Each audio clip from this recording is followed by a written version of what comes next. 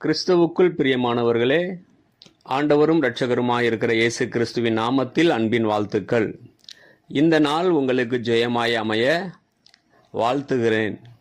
சங்கீதம் 43:5 இப்படியாய் சொல்லுகிறது, என் ஆத்துமாவே நீ ஏன் கலங்குகிறாய், ஏன் தியங்குகிறாய், தேவனை நோக்கி காத்திரு என்று.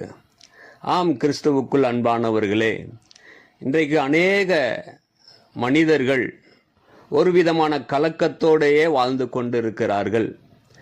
அவர்களுக்குள்ளே அவர்களுடைய ஆத்துமா ஒவ்வொரு நாளும் இரவும் பகலும் கலங்கி கொண்டே இருக்கிறது. ஏதோ ஒரு விஷயத்தை அவர்கள் நினைத்து நினைத்து கலங்கி தவிக்கிறார்கள்.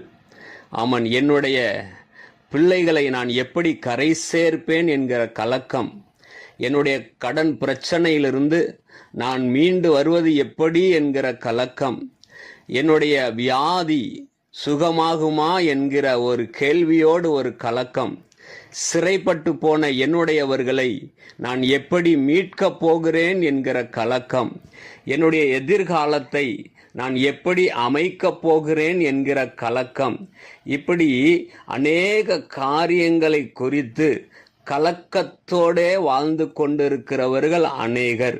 அப்படிப்பட்டவர்களுக்கு ஆண்டவர் ஒரு வார்த்தையை சொல்லி இந்த காலை நேரத்தில் உங்களை ஆசீர்வதிக்க விரும்புகிறார்.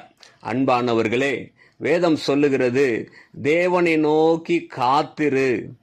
தேவனை நோக்கி காத்திருக்கும் பொழுது உங்கள் கலக்கங்களை மாற்றி உங்களுக்கு ஒரு அற்புதத்தை செய்ய அவர் போதுமானவராயிருக்கிறார்.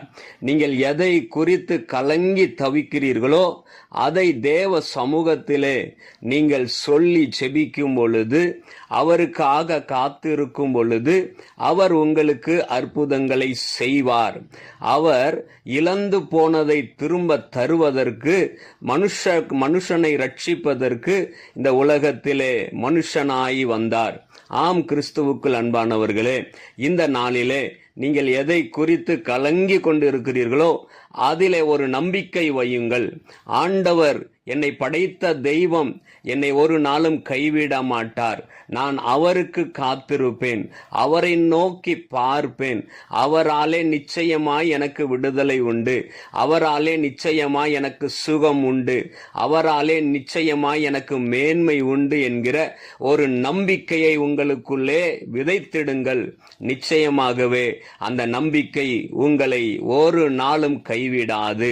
நம்பிக்கை